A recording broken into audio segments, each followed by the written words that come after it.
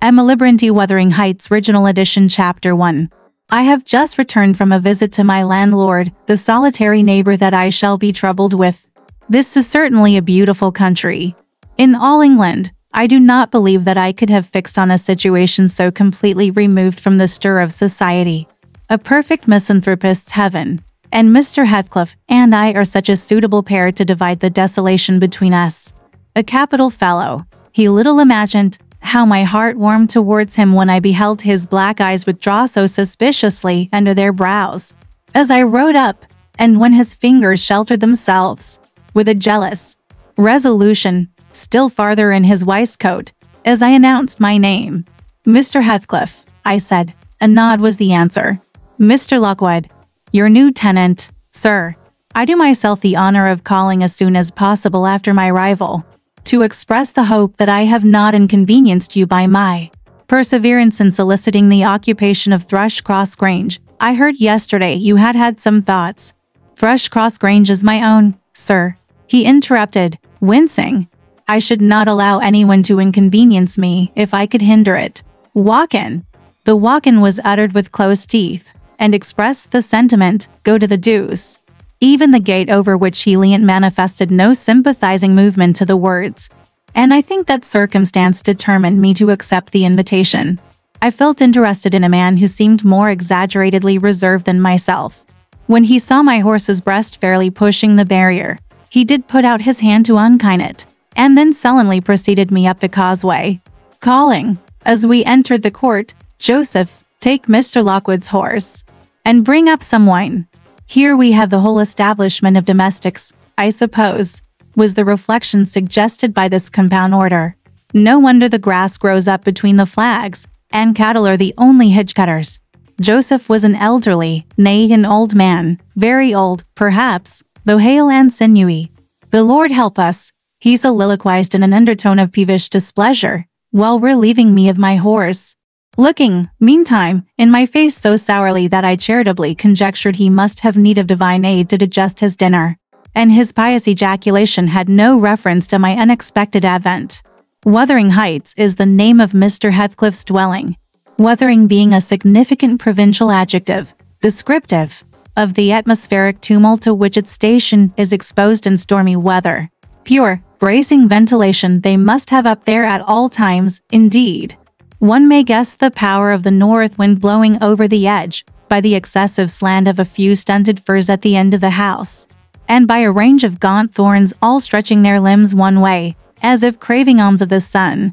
Happily, the architect had foresight to build it strong. The narrow windows are deeply set in the wall, and the corners defended with large jutting stones. Before passing the threshold, I paused to admire a quantity of grotesque carving, lavished over the front, and especially about the principal door, above which, among a wilderness of crumbling griffins and shameless little boys, I detected the date 1500, and the name Hareton Earnshaw. I would have made a few comments, and requested a short history of the place from the surly owner, but his attitude at the door appeared to demand my speedy entrance, or complete departure, and I had no desire to aggravate his impatience previous to inspecting the penetralium. One step brought us into the family sitting room, without any introductory lobby or passage. They call it here the house preeminently. It includes kitchen and parlor, generally, but I believe at Wuthering Heights the kitchen is forced to retreat altogether into another quarter.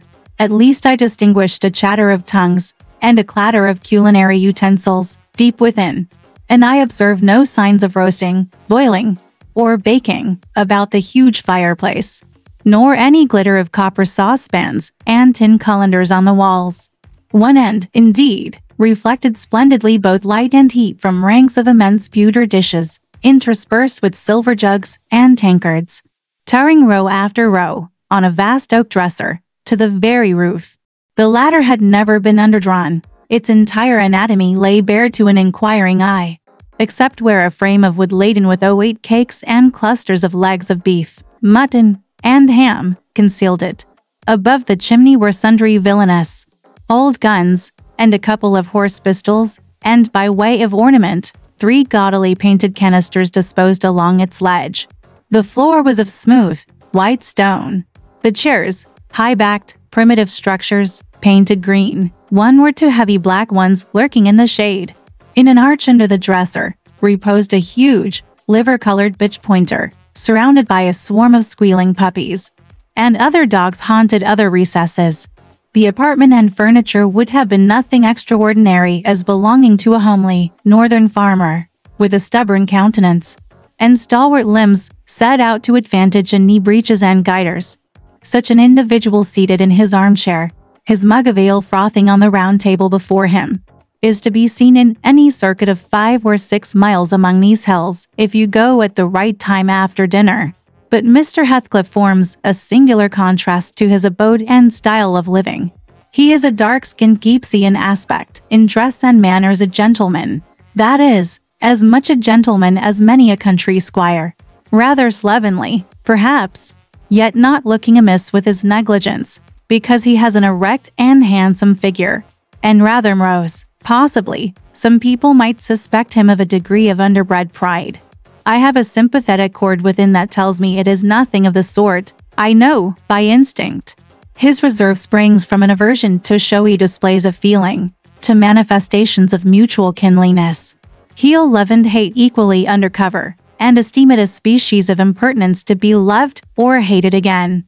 No, I'm running on too fast. I bestow my own attributes over liberally on him. Mer Heathcliff may have entirely dissimilar reasons for keeping his hand out of the way when he meets a would-be acquaintance, to those which actuate me. Let me hope my constitution is almost peculiar. My dear mother used to say I should never have a comfortable home, and only last summer I proved myself perfectly unworthy of one. While enjoying a month of fine weather at the sea-coast, I was thrown into the company of a most fascinating creature, a real goddess in my eyes, as long as she took no notice of me. I never told my love vocally. Still, if looks have language, the merest idiot might have guessed I was over head and ears.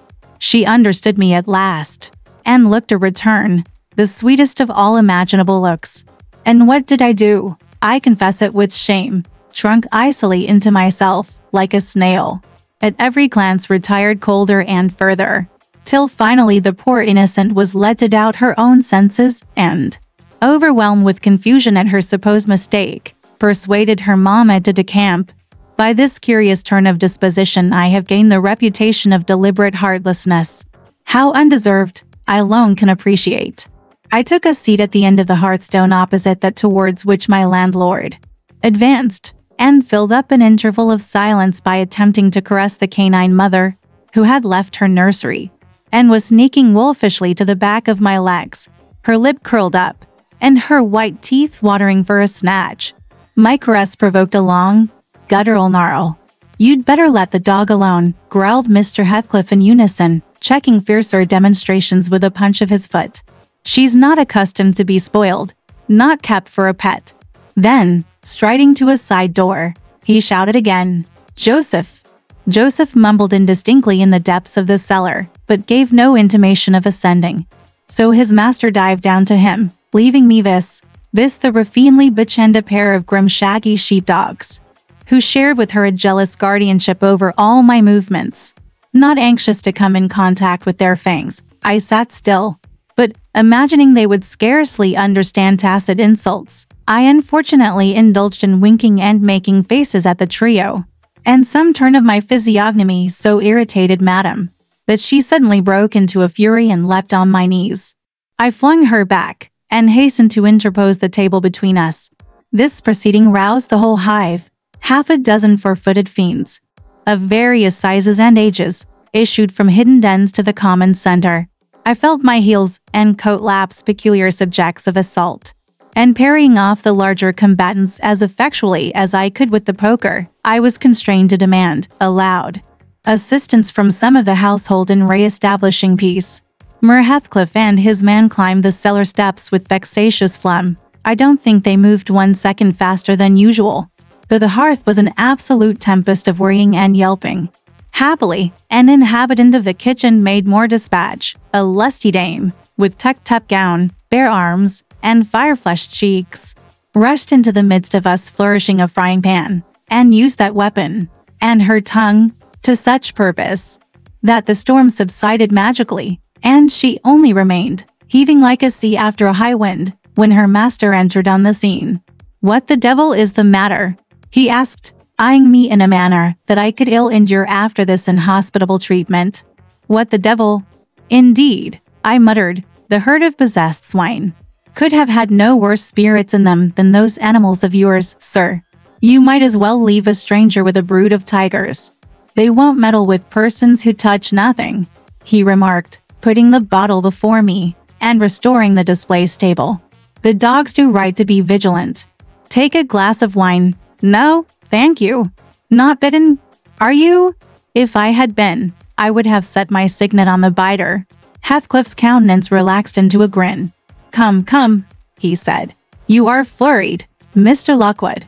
Here, take a little wine. Guests are so exceedingly rare in this house that I and my dogs, I'm willing to own, hardly know how to receive them. Your health, sir." One bowed and returned the pledge, beginning to perceive that it would be foolish to sit sulking for the misbehavior of a pack of curs. Besides, I felt loath to yield the fellow further amusement at my expense.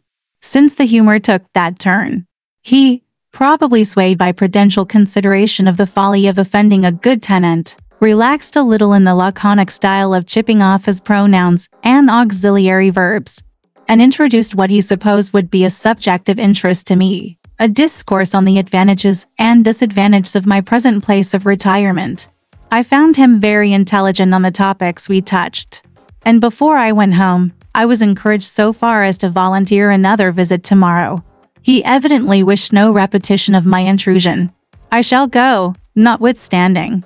It is astonishing how sociable I feel myself compared with him. Alright, this part of the story ends here. Want to know what happened next?